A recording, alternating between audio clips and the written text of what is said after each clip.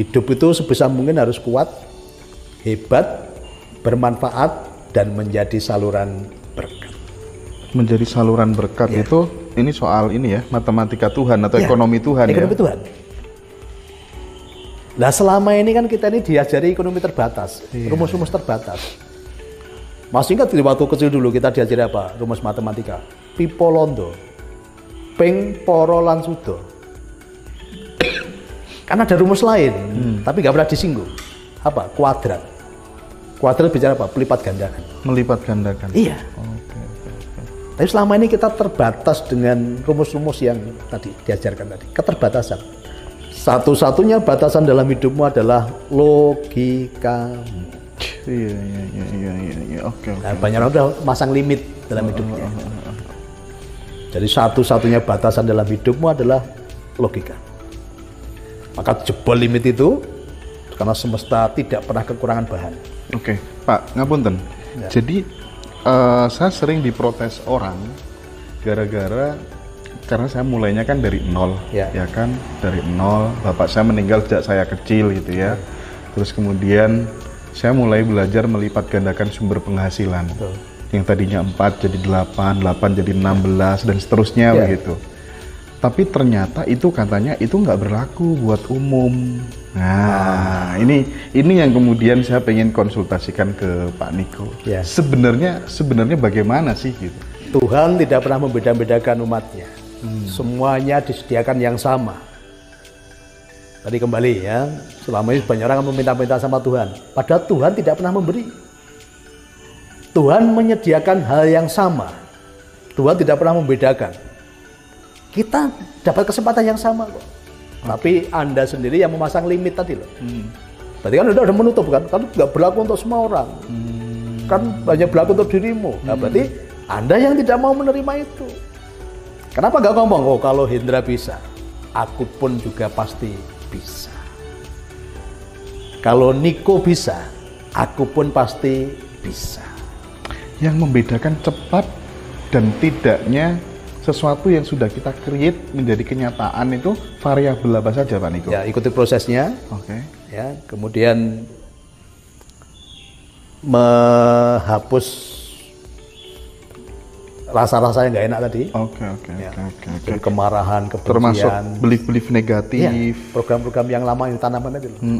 Itu dihapus dulu, kosongkan dulu. Maka ada istilah apa? Lapang hati, lapang rezeki. Lapangkan hatimu dulu. Ya, sampah-sampah dibersihkan dulu. Kalau sampahnya udah bersih, otomatis rezeki itu udah masuk. Makanya ada satu pengajaran ya.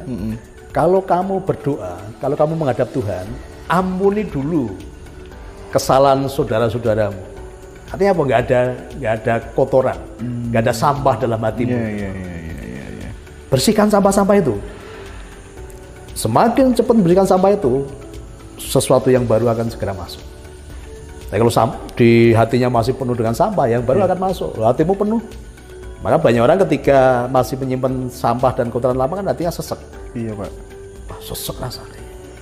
Karena apa? Sampah yang kamu simpan. Kosongkan. Lepaskan semua. Yang baru akan masuk. Makanya kami rubah. Contoh ketika tadi ada orang, Pak, saya itu ketika ingat si A si B sakit, Pak. Loh, kenapa sakit? Itu dulu menipu saya, Pak. Maka di tempat saya rubah. Kan orang selalu katakan uangku ditipu, uangku hilang. Saya kasih pelajaran, Mas Hendra. Uang itu tidak bisa hilang. Ingat-ingat ya. Uang nggak bisa hilang. Uang tidak bisa hilang. Oke, tak praktekkan langsung ya. Nah, dengan itu banyak orang akhirnya mengalami kelimpahan gitu. Oke, ini kan uang saya ini. Uang ini bisa hilang nggak? Enggak kan? Enggak. Ya, sama. Berarti uang itu nggak bisa hilang. Uang saya itu cuma berpindah tempat, apapun judulnya.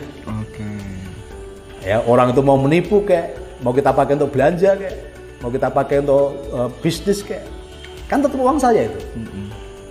Jadi uang itu nggak bisa hilang. Dia hanya pindah tempat. Hanya pindah tempat. Maka saya ajarkan ke mereka doanya begini ya.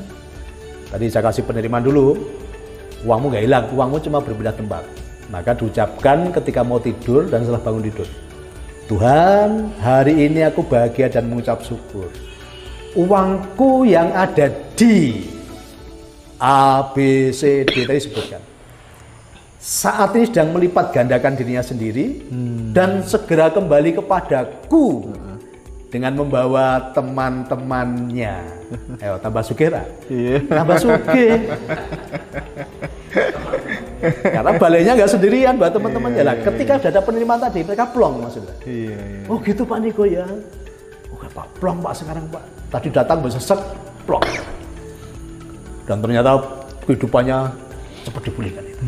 Ketika sudah mengampuni, melepaskan tadi, ketika melekat kan berat tadi, lepaskan.